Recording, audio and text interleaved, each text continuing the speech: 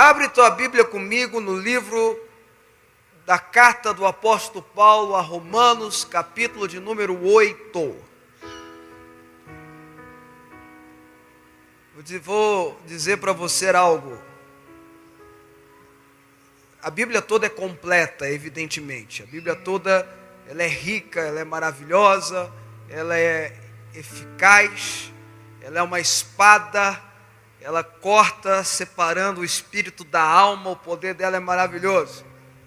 Então, eu estou falando isso porque eu vou dizer para você que eu acho que o livro de Romanos, em especial o capítulo 8 do livro de Romanos, talvez seja o texto que se resume o propósito de Deus nas nossas vidas. É bom e importante nós estudarmos a Bíblia inteira. A Bíblia é a voz de Deus na terra. A Bíblia é a palavra de Deus na terra. Mas se você puder estudar com muito carinho, com muito cuidado, se apropriando do texto de Romanos, capítulo 8, você vai ver o projeto, o propósito, o plano, as coisas que Deus tem reservado para você. E eu vou estudar com você a partir do verso 31. Que diremos, pois, à vista destas coisas? Se Deus é por nós, quem será contra nós? Aquele que não poupou o seu próprio filho, antes por todos nós o entregou, porventura não nos dará graciosamente com ele todas as coisas? Quem intentará acusação contra os eleitos de Deus? É Deus quem os justifica. Quem os condenará? É Cristo Jesus quem morreu, ou antes quem ressuscitou, ao qual está à direita de Deus e também intercede por nós. 35. Quem nos separará do amor de Cristo? Será tribulação, ou angústia, ou perseguição, ou fome, ou nudez, ou perigo, ou espada? Como está escrito, por amor de ti somos entregues à morte o dia todo, somos considerados como ovelhas para o matadouro. 37. Em todas estas coisas, porém, somos mais que vencedores por meio daquele que nos amou. Porque eu estou bem certo de que nem a morte, nem a vida, nem anjos, nem os principados, nem as coisas do presente, nem do porvir, nem os poderes, nem altura, nem profundidade, nem qualquer outra criatura poderá separar-nos do amor de Deus que está em Cristo Jesus, nosso Senhor. O apóstolo Paulo caprichou no capítulo 8 de Romanos. O Espírito Santo caprichou no capítulo 8 de Romanos. Mas a parte que eu quero estudar com você, ele começa dizendo: se Deus é por nós, quem será contra nós? É uma pergunta que ele faz logo depois de outra, né? Que diremos, pois, à vista dessas coisas? Que coisas que ele está falando? Quais são esses problemas que ele está falando? Essas aflições, essas adversidades, essas coisas contrárias que nos acontecem, que ele chega à conclusão: se Deus é por nós, quem será contra nós? Se a gente andar um pouquinho para trás, só para a gente entender um pouquinho do contexto, no verso 28, um texto, um versículo conhecido por todo mundo aqui, ele fala assim: sabemos que todas as coisas cooperam para o bem daqueles que amam a Deus, daqueles que são chamados segundo o seu propósito. Então ele está dizendo todas as coisas, à vista de todas essas coisas. E quando ele fala todas as coisas mesmo. Todas as coisas cooperam. Se você ama a Deus, se você tem um relacionamento com Deus, se você serve a Deus, se você está interessado e integrado nas coisas de Deus, todas as coisas cooperam, agem ao seu favor. Era a hora de você dar um amém e um glória a Deus bem forte. Problemas agem ao seu favor. Situações contrárias agem em seu favor. Alegria age em seu favor. Tristeza age em seu favor. Todas as coisas interagem, cooperam. Na NVI diz que Deus age por meio de todas as coisas em seu favor. Aí veio o apóstolo Paulo e fala: se Deus é por nós, quem será contra nós? Que pergunta interessante. E se eu pedir para você fazer uma lista agora de quem será contra você, eu tenho certeza que você vai ter condição e capacidade de fazer uma bela de uma lista. É ou não é, irmãos? Amém ou não? Aquela pessoa do trabalho, aquele familiar, aquele relacionamento mal resolvido, enfermidade, doença, falta de dinheiro, desemprego. A lista pode ser grande, mas o que eu quero te dizer, e já começo dizendo para você, se você entender isso, não precisa entender mais nada da palavra. Eu vou ficar muito feliz se você entender tudo. Mas se você entender só essa parte, já valeu. Nós colocamos nesse versículo o foco no lugar errado. O foco não é quem será contra nós. O foco não é nessa expressão. O foco certo é Deus é por nós. Deus é por nós.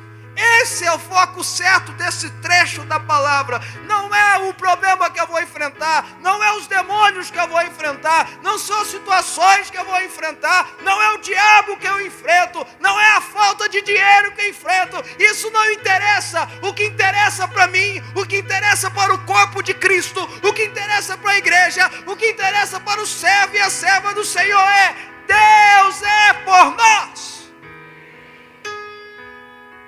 E aí, quem será contra nós?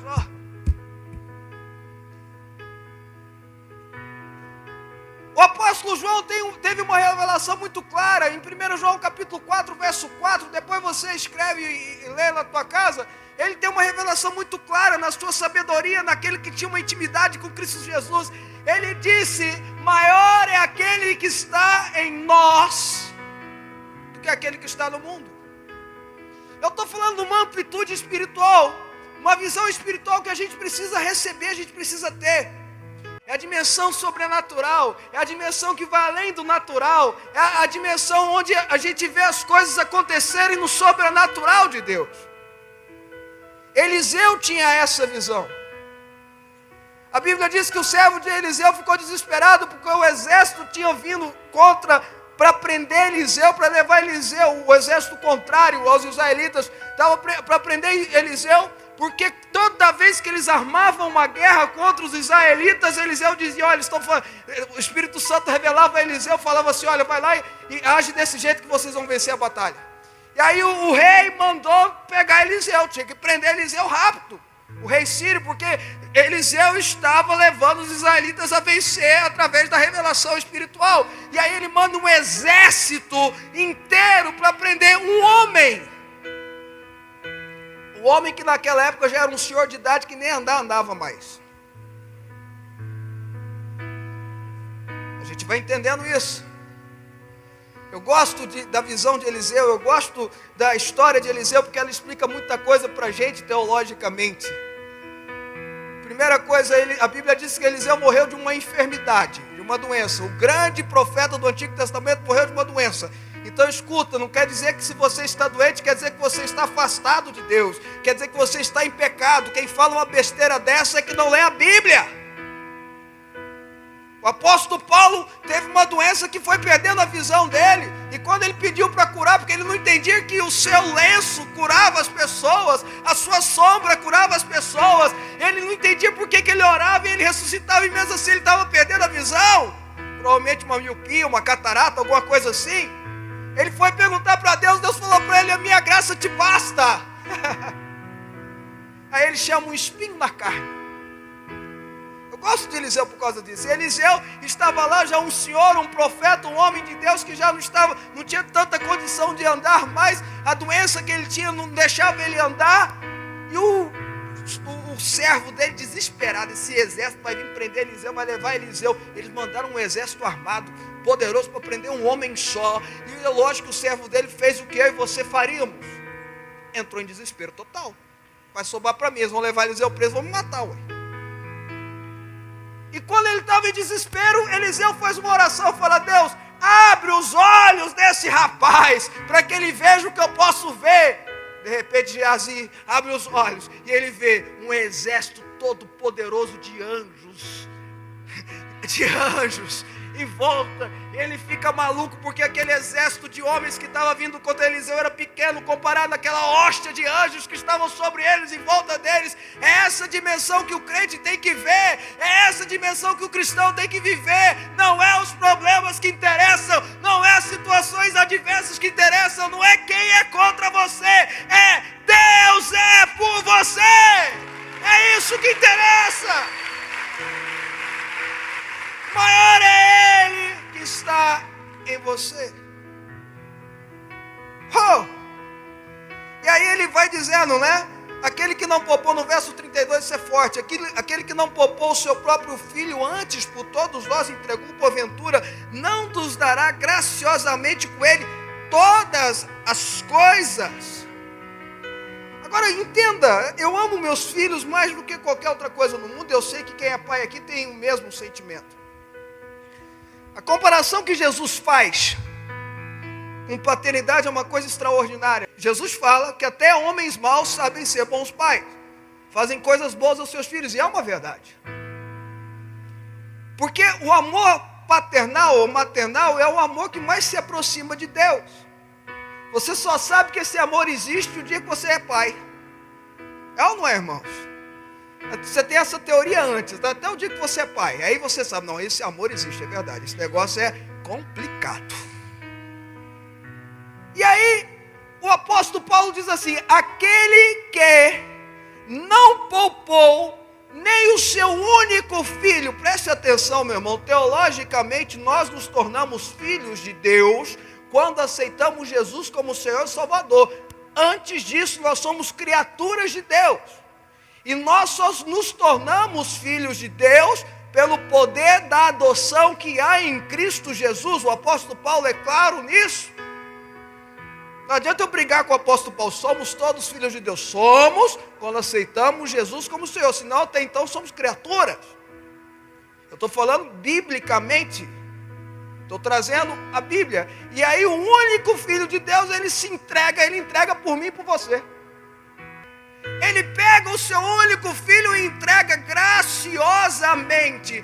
Pela graça, ele entrega. Por quê? Porque pela graça eu tenho acesso a essas coisas. Pela graça eu tenho acesso à autoridade de dizer Deus é por mim. Pela graça eu tenho acesso à autoridade de dizer que todas as coisas estão subjugadas porque eu faço parte do corpo de Cristo. E como faço parte do corpo de Cristo, seja principado, potestade, dominador deste mundo tenebroso, malignidade, enfermidade, está levado na cruz do Calvário, foi sepultado com a morte e ressurreição de Jesus. Eu me tornei assim filho dele e herdeiro das suas promessas.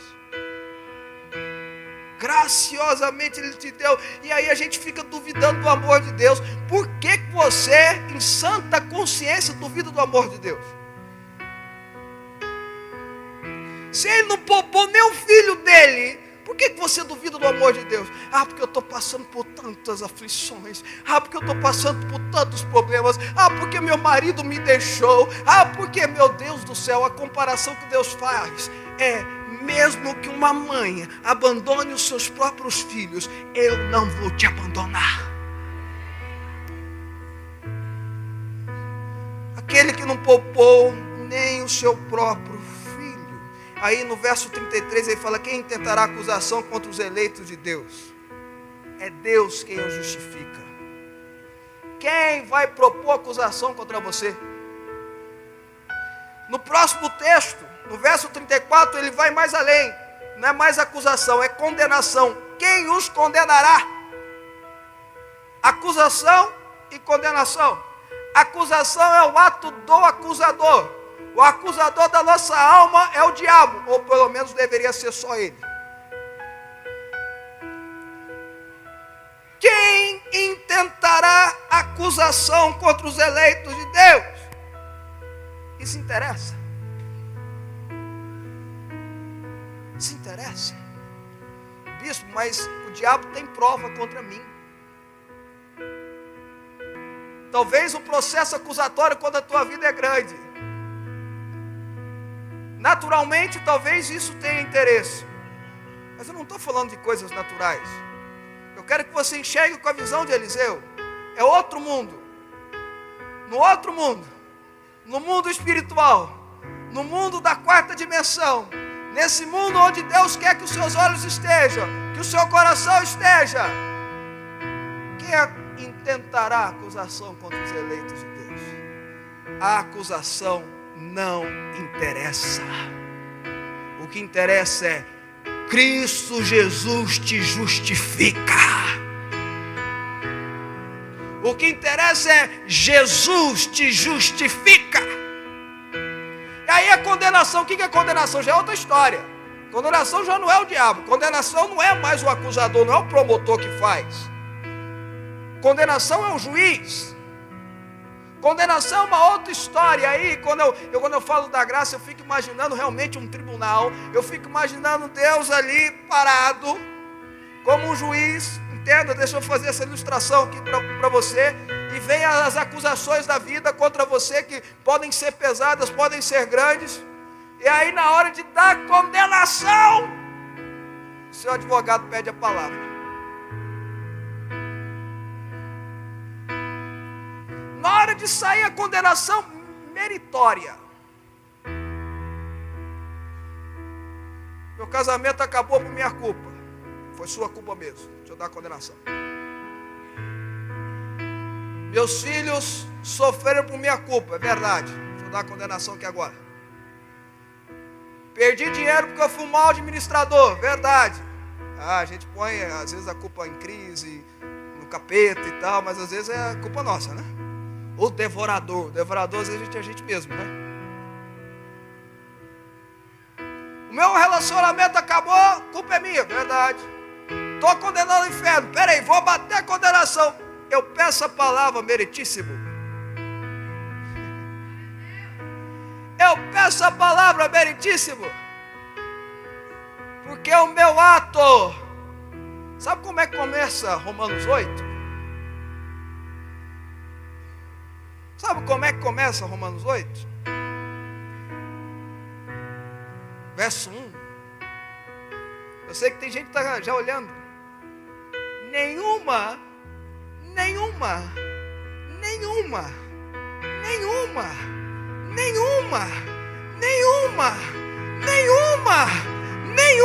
condenação há para aqueles que estão em Cristo Jesus. Nenhuma. Eu peço a palavra.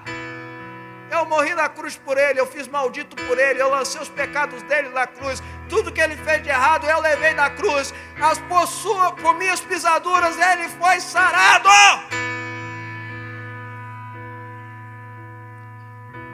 Aí a resposta do juiz, é Cristo Jesus quem morreu e antes quem ressuscitou, e qual está à direita de Deus e também intercede por você. Agora, meu irmão, preste atenção. Aí o apóstolo Paulo faz uma lista, ele fala: quem nos separará do amor de Cristo? Quem tem a capacidade de te separar do amor de Cristo? Aí ele faz uma lista. É tribulação? Todo mundo passa por tribulação.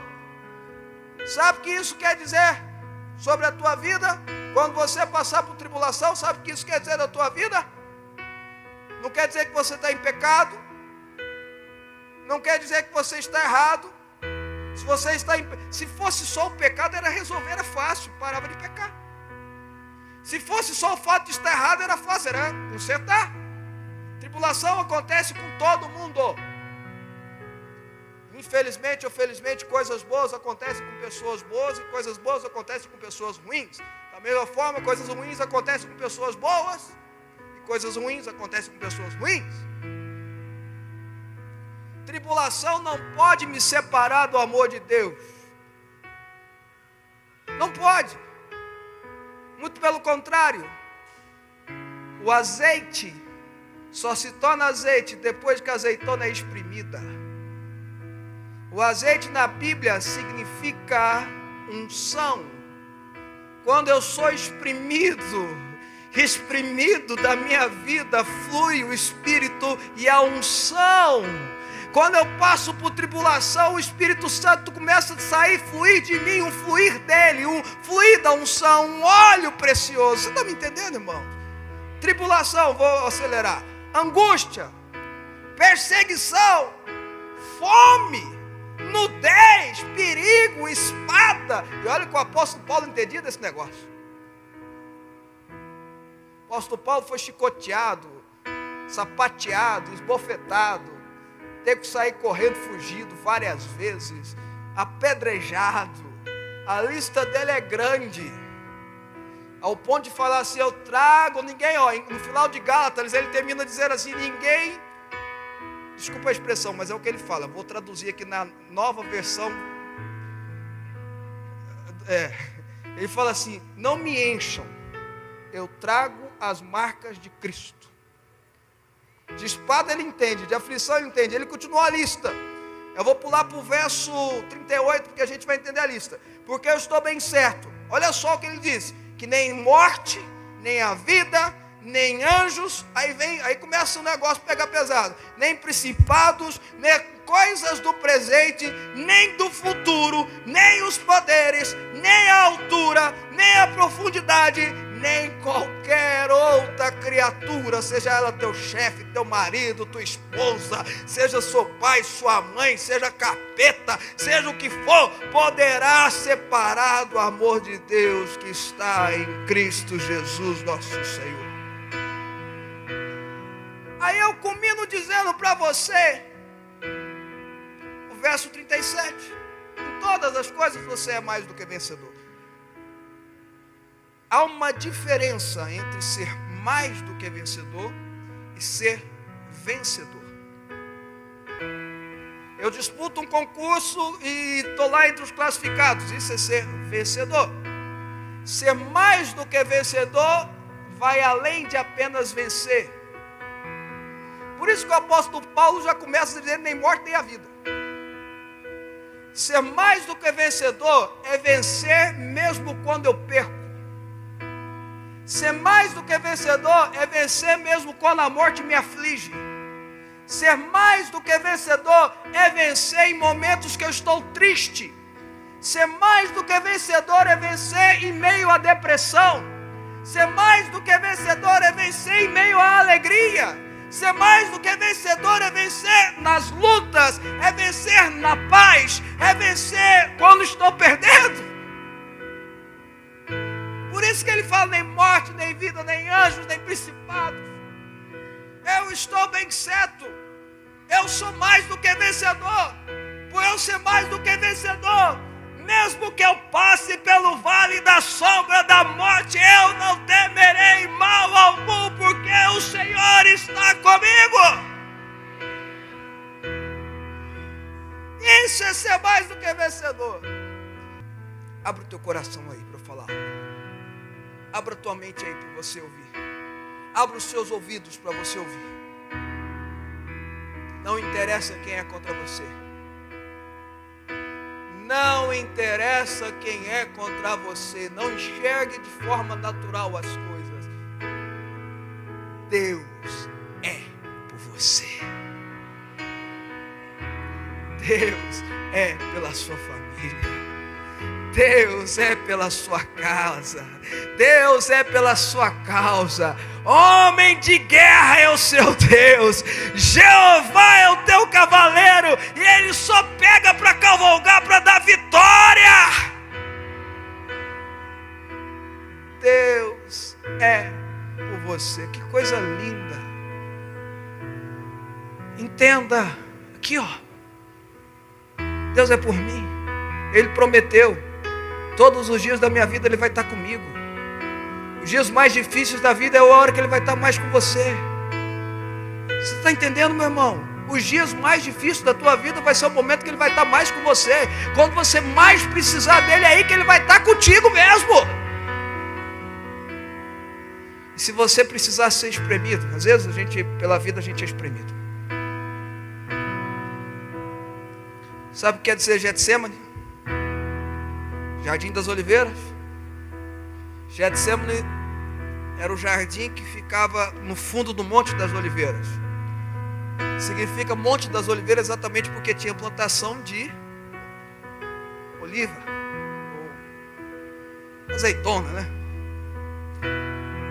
Tinha as oliveiras. E no Getsemane lá embaixo, para onde eles espremiam para fazer o azeite.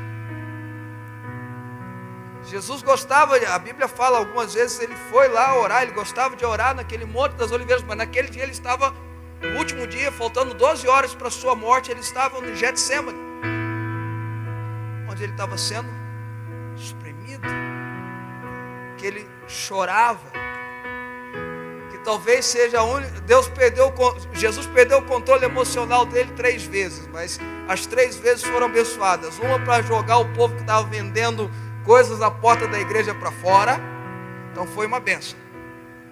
A outra foi quando Maria mexe com o espírito dele, a Bíblia diz que mexeu por dentro e ele chora, quando Lázaro morreu. E a outra foi agora, quando ele afasta até dos outros 9 discípulos, 9 não, porque Judas não estava, os 8 discípulos, chama os 3 mais próximos, Pedro, Tiago e João, fala, vocês ficam aqui, os outros estavam lá mais para frente, vocês ficam aqui, eu vou ali orar, vocês oram comigo. Ele não queria nem que ele afastou, pegou os 3 melhores amigos, entre aspas, deles, e trouxe para perto, porque ele não queria que os outros 8 vissem ele daquele jeito.